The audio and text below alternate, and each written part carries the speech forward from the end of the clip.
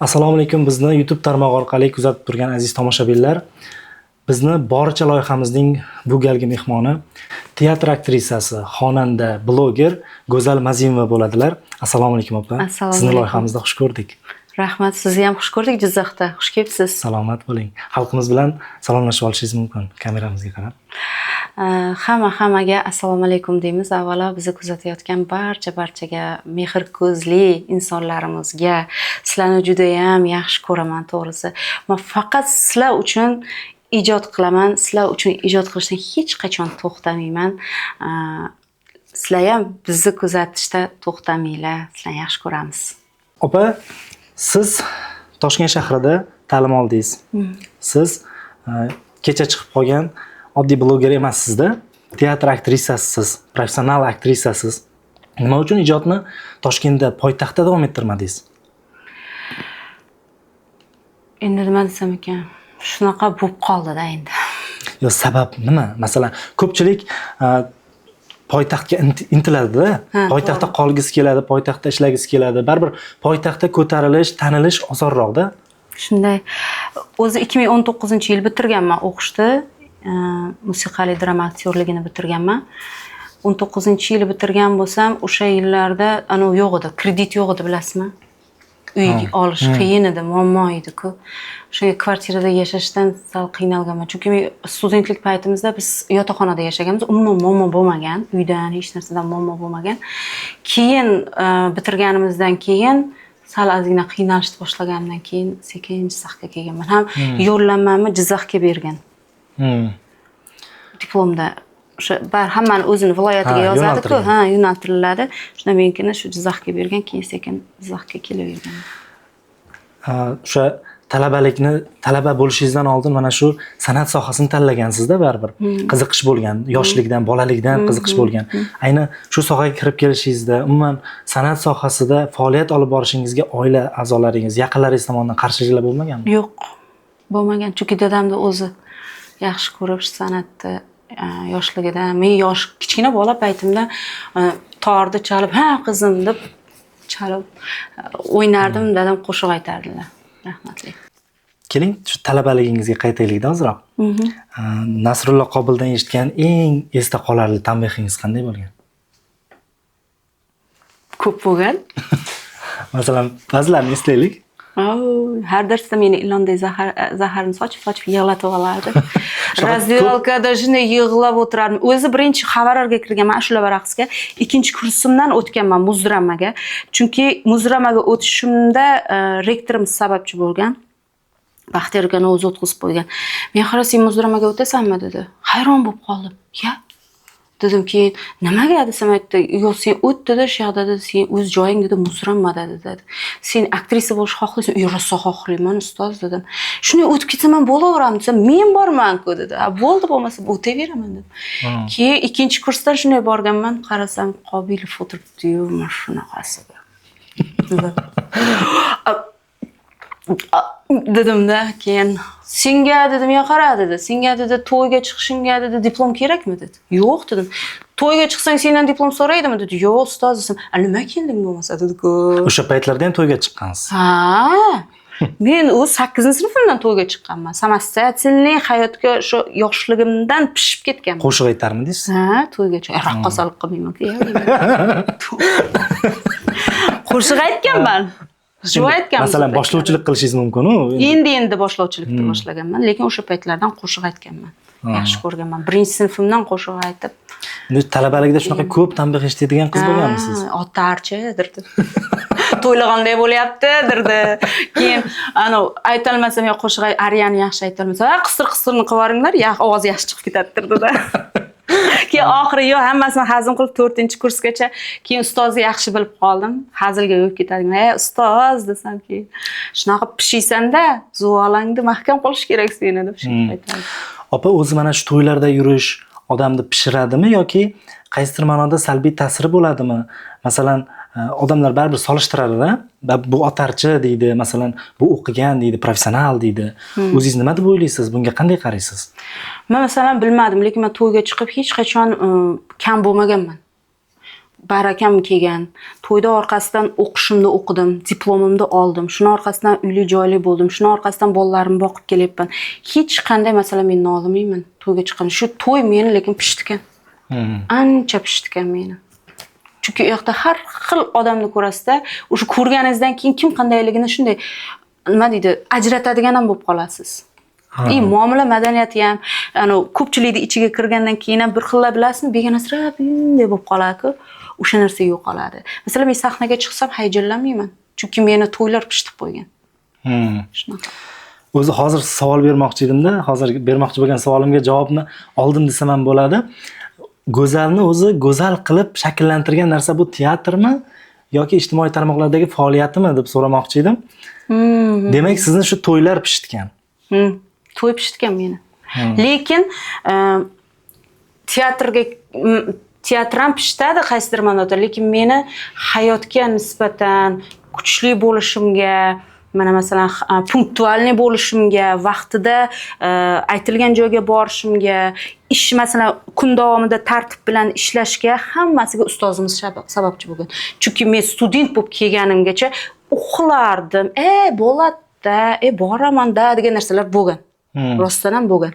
Lekin o'qishga kirib Nasrullo Qobulni qo'liga kirganimdan keyin, qo'liga tushganimdan keyin men uyg'ondim-da hayotga nisbatan. Kitob o'qitirardi, romanlar o'qitirardi, har bitta narsani so'rardi. Ito biz bilan qanday ishlardi aktyorskiy bo'yicha.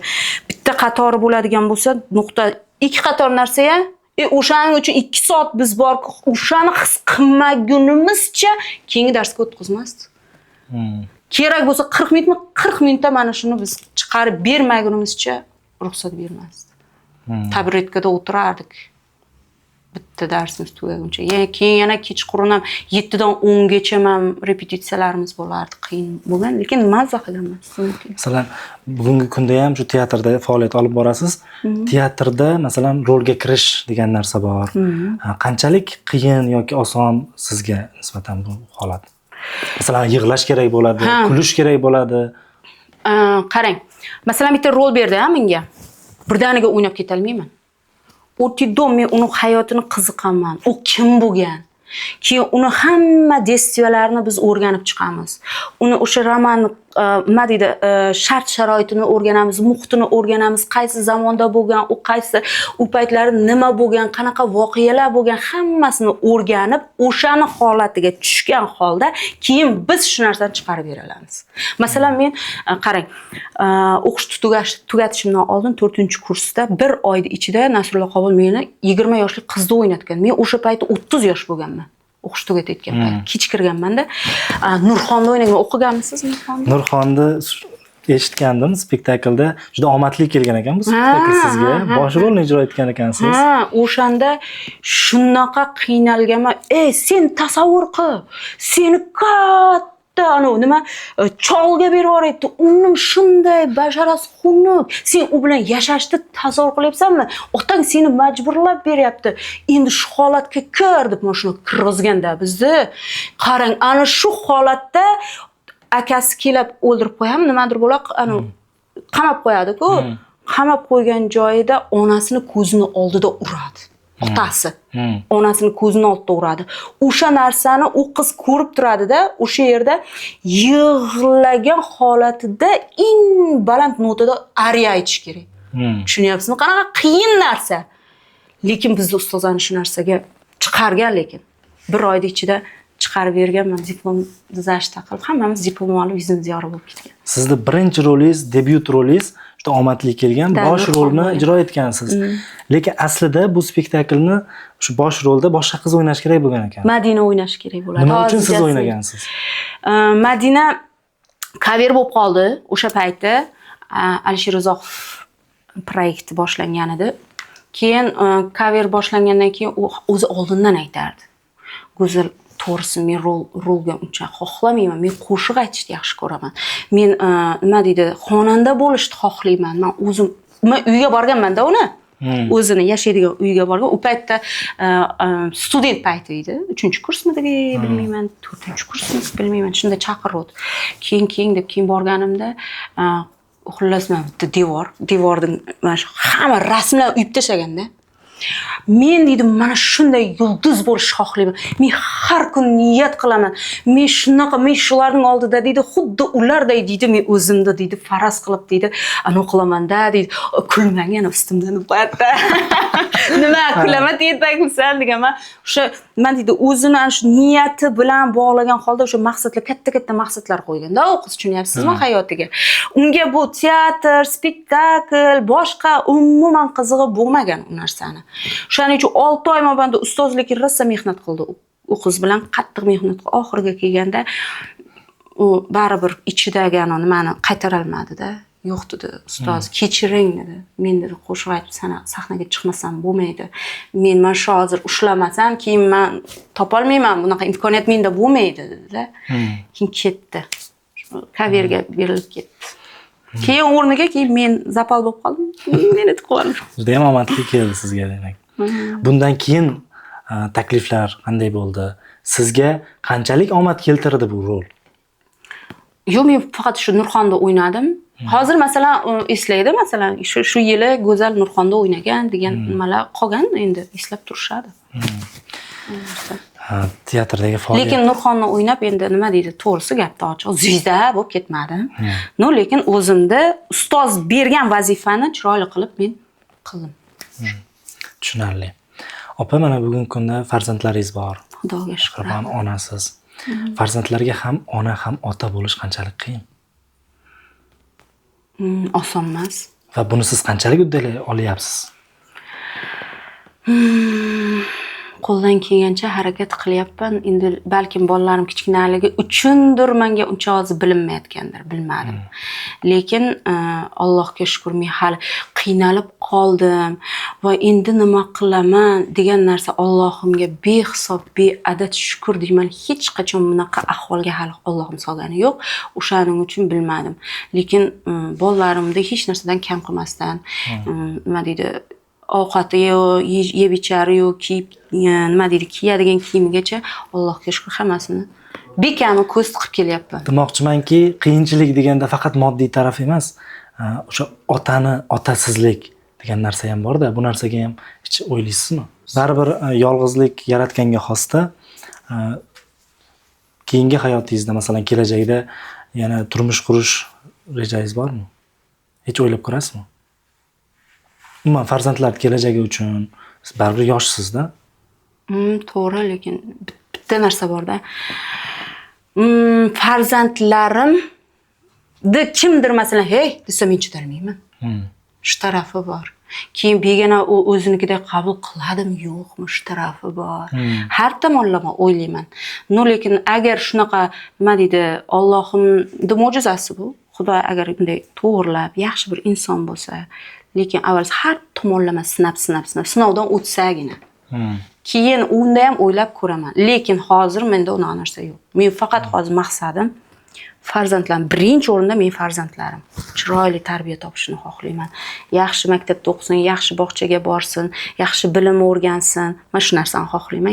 Kelajakda o'zi xohlagan kasbining egasi bo'lib, yaxshi hayotini to'g'ri yo'lda olib ketishini xohlayman. Topib ketishini. Lekin o'zim endi bilmasam, nasib qilgani bu yog'i. Katta gapira olmayman, bir narsa deya olmayman, to'g'risi, nasib qilgani bo'ladi. Mana hozir ham guvoh bo'lib turibmiz, xizmatdan kelyapsiz-da.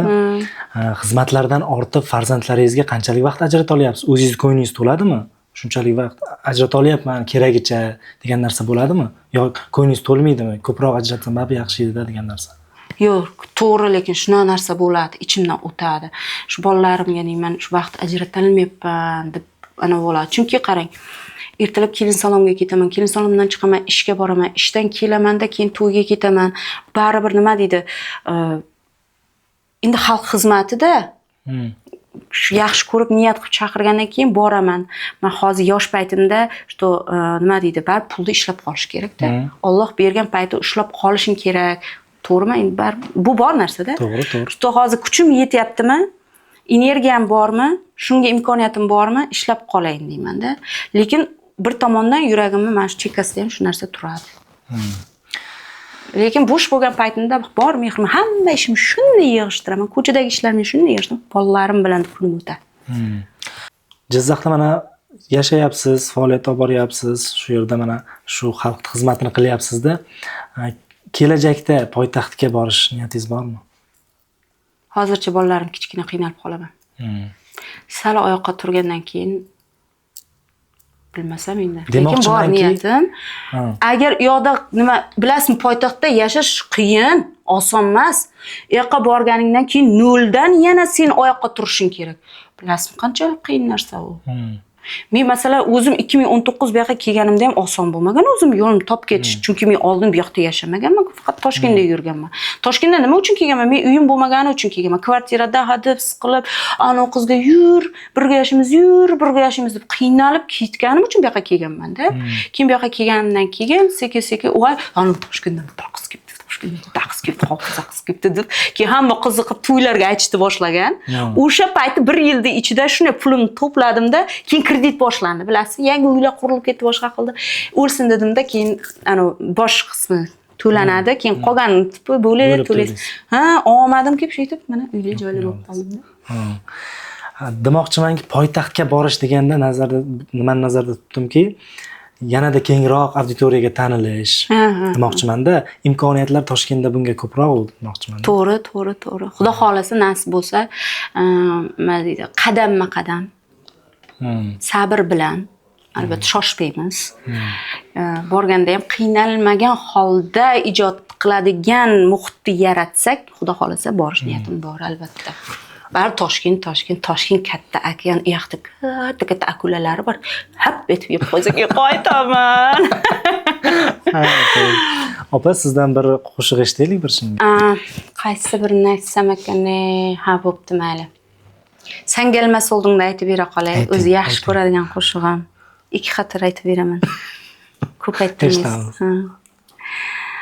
Değildin baharda, görüşerdik biz. Bahar geldi geçti, sen gelmez oldun. Değildin baharda, görüşerdik biz. Bahar geldi geçti, sen gelmez oldun.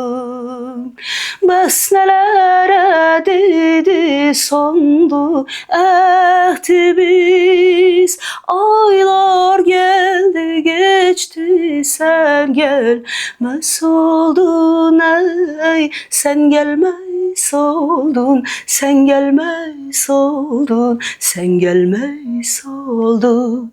Yarın gözleyiremen, isteyiremen, sen gelmez oldun. Ey yaşayın, rahmat. Niyam go'zal ijro.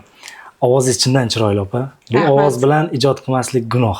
Chindan ijod qilish kerak. Gunohim ko'p ekan.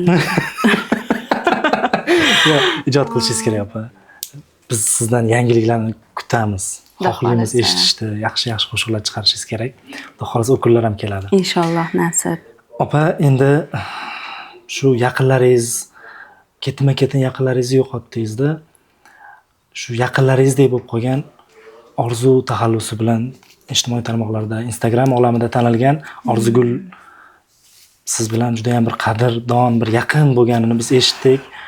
Tutingan onasi deb eshitdik. Rollarda mana shu qizni vafoti haqida ozgina gaplashsak. Bilmasam, bir narsa deyishga ham to'g'risi, men umuman shok ahvoldaman. Ertalab shunday tursam, shunaqa narsa eshitib ishonmadim to'g'risi birinchi. Bo'lmagan gap, bu PR qilyaptimi deb o'yladim. Ya shunchaki o'zi anaqa qilyaptimi deb o'ylamda, keyin yonidagi qizlarga, dugonalarga telefon qildim, shunaqa desam, Instagramga kiring apa dedi-da, keyin shunday videosini ko'rdim, oyoq qo'lim yaxlab qaltirab qoldim keyin. Lekin ancha payt men istoriya qo'ymadim. Hamma sizni kutdi istoriya qo'yishingiz. Qo'ymadim. Chunki ko'pchilik ishonmadi-da, bostan ham PR deb o'yladi. Qo'ymadim men. keyin o'sha qo'yganimdan keyin ko'pchilik aytdi, "Ha, bu rost ekan." Biz sizni ular endi bari yosh, balki o'yin qilayotgandir deb o'yladik dedi. Endi siz baribir dedi yosh bola emassiz-ku. O'shaning uchun sizni biz dedi baribir dedi anaqa qilib kutdik keyin qo'yganingizdan keyin dedi biz ishondik shu narsaga deyishdi. Bilasizmi, Orzu bilan bizda o'z munosabatlaring qanaqa bo'lgan? Oxirgi paytlarda arazlashib qolgan deb eshitdik. yo'q, biz umuman urushmaganmiz u bilan. Qarang. Biz u bilan tanishishimiz qanday bo'lgan? Instagramda Shivamiz orqali tanishib qolganmiz biz. U ham shunday gapiradi, men ham shunday gapirganman. Keyin Go'zal opa dedi bir kun yozdi, men ikkinchi o'sha farzandim, o'g'lim tuqqanimdan keyin yozdi Go'zal opa dedi. Shunday dedi, Shivangiz yoqadi-da dedi. Meniki ham xuddi shunday Shiva dedi. Keyin dedi birga dedi, anaqa qilib ko'raylik dedi. Ishlab ko'raylik dedi. Men u payt bolam chaqaloq edi. Ha, ko'ramiz, mayli, qani ko'ramiz dedim. Keyin hayotim nima bo'lib ketgandan keyin men o'sha alohida chiqib ketdim, o'zim uyimga kelib olganimdan keyin endi bolam ancha katta bo'lib qoldi, o'sha bemalol bo'lib qoldim men ham, Nyankaga beradigan bo'ldim, ishga chiqib ketdim. Keyin aytdim, Orzu dedim, shunaqa dedim, aytuvding-ku dedim. Tavakkal qilib ko'ramizmi, yo'q qanday bo'lar ekan u dedimda. Bilmasam obcha dedi, qilib ko'raylik dedi. Keyin, ha bo'pti dedim. Joy topaylik unda dedim. Uy yo'q, hech bala yo'q. O'zimiz faqat quruq gapda bo'lyapti.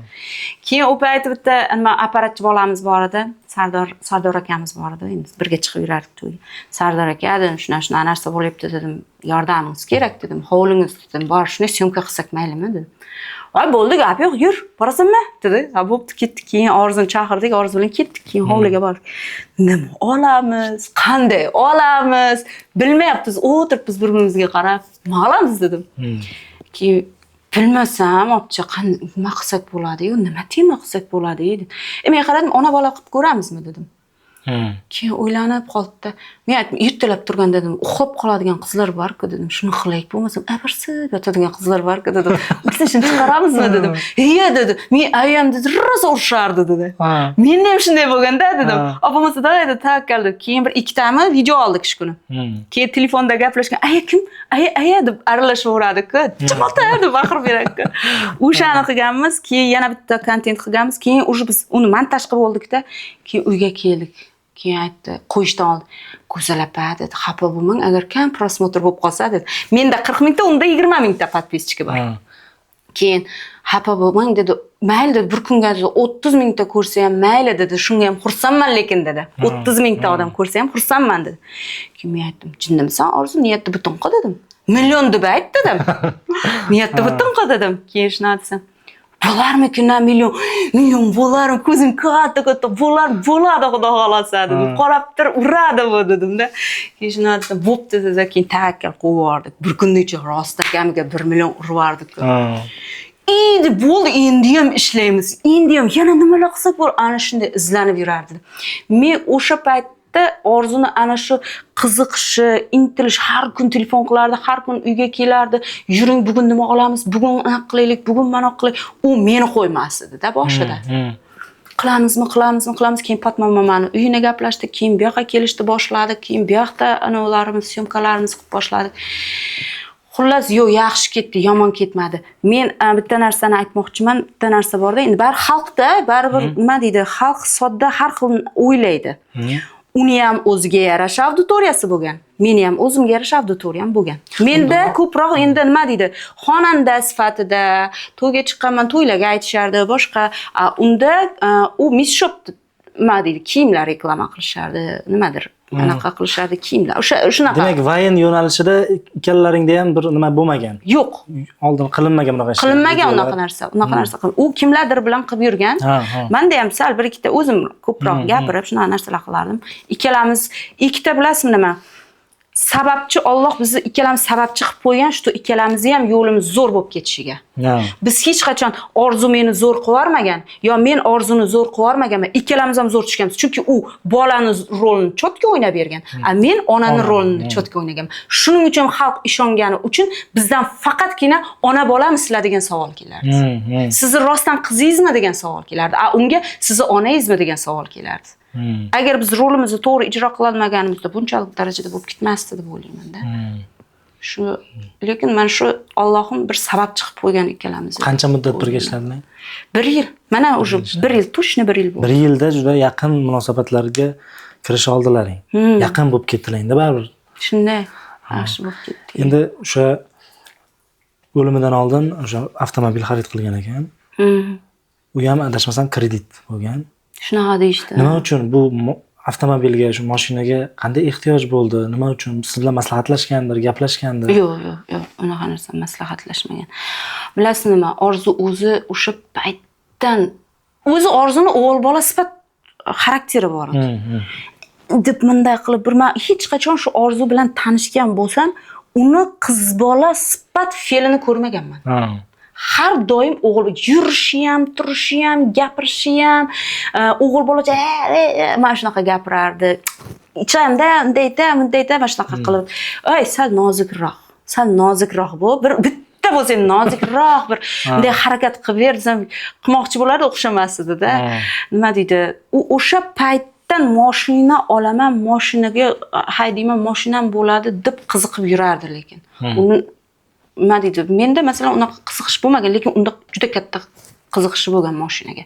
O'shaning uchunmi bilmayman, lekin men kimni olgan, qanday olgan, nima qilgan unisini undan xabarim yo'q. Men olib bo'lgandan keyin menga aytdi uni. Mashina oldim, opa dedi keyin. Ha, dedim, "Молодецsin. Pira oldingmi?" dedim. "Olaman" dedi. "Pira olmasang" dedim. Bunday dedim, "Sal buyog'ingga qarab yur, pravani ol, keyin dedi mana qilasan" dedim-da. Keyin shunday "Problema emas, xudo xolasa olaman" deb yurdi. Men lekin borganimda eshitdim. Qarang, 130 tezlik bilan kelgan ekan. 130 tezlik bilan kelganida bilmayman, hayronman, mashina qanday shuna ketayotgan joyida ikkinchi polosidan aylanib kelib, yana shofyor taraf urilyapti. Ko'rdingizmi bunaqani? Ko'rdim. Men hayron qoldim. Men u narsa to'g'risimi, anaqani tushunmayman. Haydashdi, nima. Qizlardan eshitib qoldim, nimani bosgan dedi, ruchnoyni tortgan dedi, bir narsalar qilgan dedi, shuning uchun dedi mashina ko'tarilib ketgan dedi, shu o'sha tezlikda dedi urilgan. Men o'sha u videoni ko'rganimda o't chiqib ketganini ko'rdim-da, o't. Keyin birov aytdi, o'sha yerda dedi, shu rolni ushab, mana shunaqa holatida o'sha yerda o'zida o'sha jon berib bo'ldi dedi. Jon berib bo'lgan ekan. Boshi dedi ezilib ketgan ekan. Xullas, juda qiyin ahvolda. Xullas. Yonida yosh qiz ham bo'lgan 2008-yili. Madina. U qiz kim bo'lgan? Yonida dugonasi bo'lgan. Ha, dugonasi. U qizda holat qanaqa hozir? Komada. Hozir u oilani, Orzuni oilasiga munosabat qanaqa? Kimdi? O'sha Madinani oilasi. Ha, unisini bilmayman hali. Xabarlashganim yo'q. Masalan, baribir shu Orzu bilan bo'ldi shu narsa deb masalan. Bu bilmadim. Balki onasining ichida alamzadasi bo'lishi mumkin. Baribir onada farzandlar achinib. To'g'ri, bu narsani tushunaman. Balki bo'lishi mumkindir shu narsa. Lekin men hali borib ko'rganim yo'q u alamzadasini yo boshqasini. Chunki men hali Madinaning onasi bilan ham ko'rishganim yo'q. Opasi bilan faqat telefonda gaplashdim. Zo'rg'a gapirdi, yig'lamsirab, zo'rg'a keyin Go'zal opa rahmat dedi. Shuncha hol-ahvol so'raganingiz o'ziga ham dedi, xursand bo'ldik dedi. Keyin aytdim, bir vaqt topdim, o'taman xudo xolisa deb qo'ydim.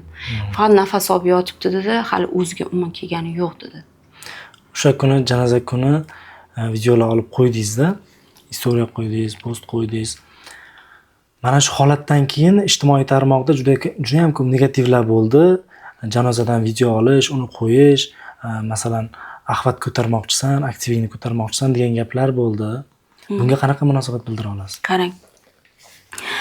Endi Orzu bilan masalan men Orzu ayasi deb tanigan, menda masalan uni Orzu ikkalamiz bir-birimizni bilan masalan ona boladek tanilganmiz, to'g'rimi? Masalan boshqa bilan o'ynab chiqqanida ham rolda ham unaqacha nima bo'lib ketmagan-ku, to'g'rimi? Lekin ikkalamizni hamma tan olgan, tan olgan. O'zingiz aytyapsiz, men uni shu voqea rost yolg'onligini men sizning istoriyangizdan keyin bildim deyapsiz, to'g'rimi? O'z o'zingizdan. Lekin hamma meni kutib turdi, qani agar men o'sha istoriyani qo'ymaganimda aytardi hamma, bu bormabdi janozasiga derdi. Odamlar har tarafga gap topardi. bormabdi dedi. Lekin men shu istoriyani qo'ymasam ham bo'lardi. Agar post qo'ymaganimda ham, ha bular demak shu qattiq urushib ketgan ekanda, qattiq o'rtasida ana sammanga borgan ekanda, mayli nima bo'lganda ham buning yoshi katta edi-ku, sal o'zi kechirimli bo'lsa bo'lardi-ku. U taraflama ham gap topib berardi, ishoning. Lekin men bordim, realni bor narsani shuni. Lekin men qarang, men shunday janozasini anaqasini qo'yapman, olib ketayotganini qo'yapman. O'zimda emasman, lekin shuni ham qo'yapman-da o'sha narsani. Menga shunday kelyapti. Siz dushman ekansiz deydi. Tushunmadim, nimaga dedim. Kim bilmayman. Shu joyda. Yozyapti menga. Nimaga desam aytayapti. Nega deyapti, shunchalik deyapti, oddiy sharoitda yashar ekan, shu sharoitini siz ustidan kulganday qilib deyapti, video olyapsiz deyapti. Qanday men uning ustidan kulganday qilib, qanday men ko'nglimga sig'adi u narsa? Tasavvur qiling. Odamzod ertaga yerga kirib ketasan, sen u sharoit ham bo'lmaydi, ertaga go'rga kirganingizda, to'g'rimi? Hayron bo'lib qoldimda, keyin asabim buzilib ketdi meni. Mana hozir men shu videoni qo'ymaganimda mana bunaqa fikrlardi-da. Qo'ysam bunaqa fikrlayapti. Odamzodga men tushunmay qoldim. Qanday muomala qilishdi, nima qilishdi. Lekin qo'ydim, shu borganimni bilsin xalq. Men keldim, shu yerdaman, men janozasiga keldim, mana ko'rdim, men o'z ko'zim bilan ko'rib, mana haqiqatdan rost ekanligini sizlarga ko'rsatish uchun men video qo'ydim-da shu narsani. Bular o'sha boshqachasiga. Siz hech kim qo'ymadi, siz qo'yib yordingiz, boshqa qildingiz, unday qildi, bunday qildi. Qarang, tobutini ko'tarib ketayotgan joyida ana shu yerda ham men eshitdim, men bir ikkita nimalardan eshitdim. Bolalar bir-birini syomka qilib mana bunaqasiga ketyapti. Faqat siz emas, boshqa bloger tanishlari, o'rtoqlari ham videolar qildi-da. Yana bir Davron degan bola qabriga borib video qildi. Juda ham ko'p ko'rishlar. U o'sha narsa muhokamaga ko'p sababchi bo'ldi. Juda ham ko'p muhokama bo'ldi. Endi yuragimga sig'mayapti, unday deb yig'lab videolar ko'p qo'ydi-da shu bola. Qo'ygandan keyin shunaqa gaplar bo'ldiki, sen qanaqasiga yuragingga shu narsalar sig'yapti? Masalan, syomka qilgansan, masalan, montaj programmaga tashlab, uni qo'shiqlar qo'yib montajlar qilgansan sen. Qanaqasiga yuragingga sig'yapti bu narsa? Sen ochko ishlamoqchisan, prosmotr ishlamoqchisan degan narsalar bo'lyapti-da.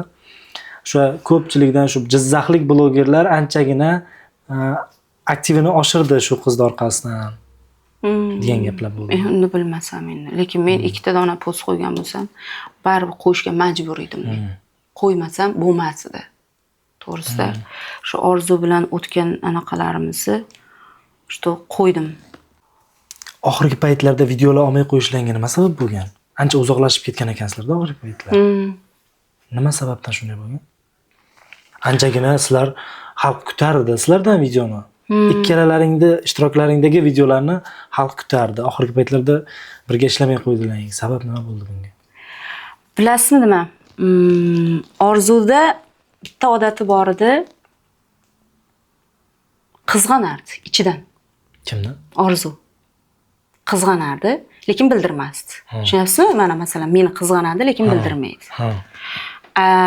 U dugonalari bilan kontent olgandi, boshqa qilganida o'zi masalan xohlagan yo'nalishda o'zi ijod qilishda men indamadim masalan holiga qo'yib qo'ydim. Menda o'rtada masalan onam yo'qotgan paytim edi. Men bir oy ijtimoiy tarmoqqa chiqmadim Instagramga, chunki o'z hayotim bilan bo'lib qoldim, ishim bilan bo'lib qoldim. O'sha payt spektakl olinayotdi bizda Arshimolchi. Ertalabdan kechgacha repetitsiyada edik. Bir-birimizga vaqtimiz to'g'ri kelmas edi. Keyin xizmatlarim bo'lib qolardi.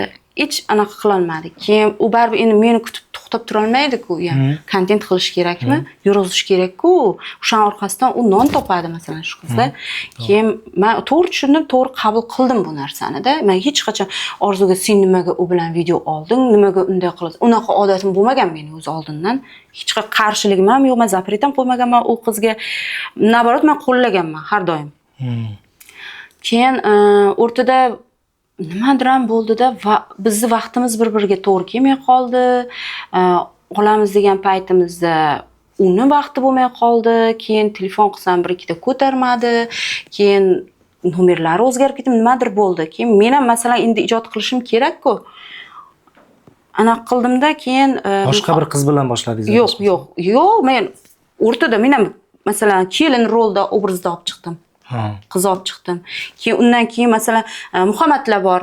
bizani nima Jizzaxda blogerlarimiz Muhammad uni yonida yuradigan o'zini komandasini qizlari bor. O'sha yerda masalan bu yoqda ham kelib syomkalar olib ketganimizda ham yo'lda qanaqadir nima bo'lib qoldi, bilasizmi, bitta kontentim bor.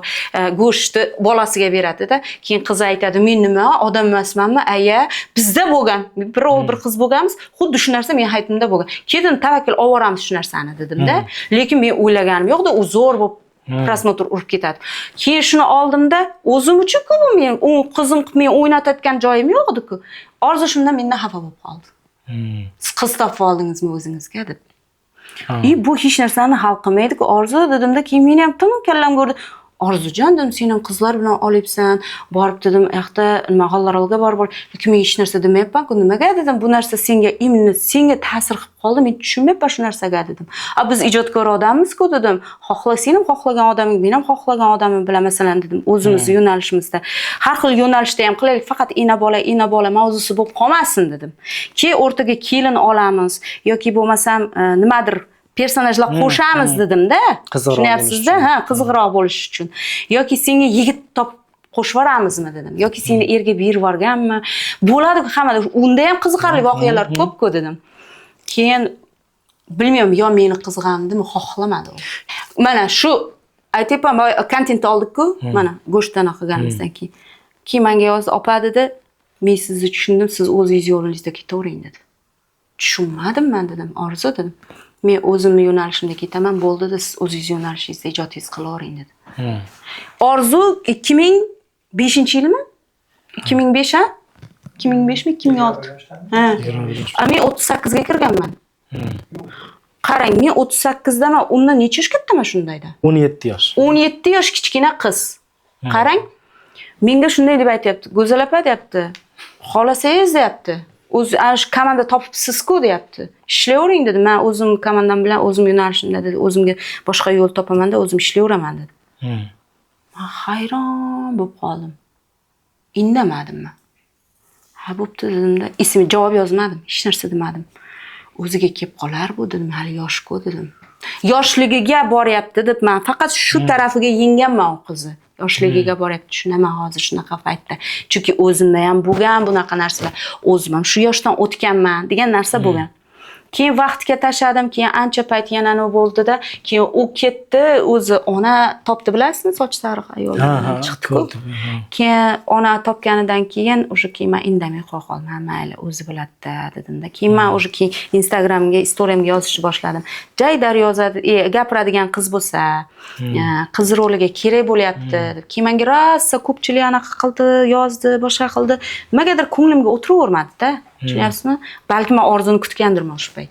Orzuni. Lekin xalq ham shu Orzu bilan chiqishlaringni, birga chiqishlaringni kutardi, shunga o'rgangandi-da. Ko'p hazm qila olmadi deb o'ylayman xalqni. Boshqa odamlar bilan chiqishlaringni. Shunaqa bo'lib qoldi-da. O'sha sizlar brendga aylanib bo'lgandilaringda, sizni oldingizda Orzuni oldida sizni odamni tasavvur qilishni boshlagandi-da. Shunaqa. Lekin bitta narsa bizda bo'ldi. Yo balkim uni men atrof muhitimda hammasi oilali, o'zini bosib olgan, hayot ko'rgan, nima deydi, shunaqa insonlar. Men atrofimda yosh bolacha fikrlaydigan, hayotga bunday anaqa qiladiganlar emas-da. U 20 yosh atrofidagilar shunaqa. Tushunyapsizmi? Balkim men o'ylayman, o'zimcha xulosa chiqarishim, unga shunaqa bir fikrlar bo'lgandir. Nimaga sen uni aytganini qilib yurishing kerak yoki nimaga sen aniq qilishing, o'zingning auditoriyang yaxshi-ku, sen o'zing ishla, nima deb qanaqadir ma'noda balkim uni mendan sovutishga harakat qilishgan bo'lishi mumkin. Men qilgan demoqchi emasman. Balkim shunaqa fikrlar ham bo'lgan bo'lishi mumkindir. Kimdadir soyasida qolib ketma, o'zing alohida bo'lib chiq degan gaplar bo'lgan bo'lishi. Shunaqa yo'q, o'zim men soyamda chiqmagan u qiz. Sizlar mustaqil bu. Balkim-da shunaqa ham bo'lishi mumkindir. Yana ham bilmayman, o'zimcha keyin shunaqa ham fikrladim, balki shunaqa degandirki, u bu shunaqa aynib qoldi yoki o'zgarib qoldi dedim. Bo'pti dedim, mayli, o'z holiga demak qo'yishim kerak ekan. Orzuni o'zi ko'rsin, o'zi tushunsin. Keyin masalan, Go'zal opa bo'ldi. Men atrofimdagilarni o'zi ko'rdim men, kim qandayligini. Men o'zi unaqa narsalar hammasini ortiqcha vaqtimni yig'ishtiraman-da, bu buyog'iga ishlayman. Chunki birinchi kelgan paytida u ishlaymiz deb ishtiyoq bilan kelgan paytda men yaxshi ko'rib qolganman Orzuni. Молодец deganman-da. Menga shunaqa qiz kerak edi deganman. Chunki ishlayman deb, ijod qilaman degan odam men shunaqa yuragimni berib yuboraman-da shu odamga. Keyin oxirgi paytda mana shunaqa bo'lgandan keyin, mayli dedim. Demak, Orsun o'z yo'nalishida ketaversin dedim. Qarang, shunday biz urushmaganmiz. Janjal urush bo'lmagan. Просто ozgina ha mayli, o'zing bilasan, bo'pti-da, mayli-da degan narsa bo'lgan. O'shani endi ko'rgan odamlar voy janjallashib qoldi, bular urushib qoldi, bular unday bo'ldi, bunday bo'ldi degan narsa bo'ldi. Keyin men bu qiz bilan kontent qilishni boshladim, ikkalamiz anaqa qilishni boshladik. Yo'q, keyin menga yoqdi uni aktyorskisi. Birdaniga tushdi. Bittada aytganman, o'xshatib beryapti, bo'ldi demasam bilan ishlayman dedim keyin bunga. Lekin siz shuncha ishlar bo'lgan bo'lsa ham insoniylik yuzasidan bordingiz. Bordim. Chunki yaxshi ko'rardim. Yaxshi, masalan, unga nisbatan menda dilxiralik, ichimda yomon, nima u meni pulim o'g'irladimi yo u meni biron narsamni tortib oldimi, muttahamlik qilgan joyi yo'q Orzuni menga. Prosta arzimagan narsadan biz xafalashganmiz xolos, lekin men uni juda ham yaxshi ko'rardim. U ham meni yaxshi ko'rardi. Ozgina yosh bolaligi unga oraga kimlardir tushdi. Mana shu narsa unga xalaqit qildi xolos. Bo'lmasam juda chiroyli edi hamma narsa bilan. Go'zal opa, samimiy suhbat uchun, bir go'zal suhbat uchun minnatdorchilik bildiramiz. Vaqtingizni ayamay bizga vaqt ajratganingiz uchun juda ham xursandmiz. Tanishganimdan xursandman. Rahmat. Xudo xolasa birga keyingi yana bir yaxshi natijalarga erishganingizda chiroyli suhbatlar qilish yana nasib qilsin. Sog' bo'ling. Xudo xolasa. Rahmat, sog' bo'ling. Sizga ham rahmat kelganingiz uchun. Shunchalik uzoq yo'llardan. Salomat bo'ling. Rahmat.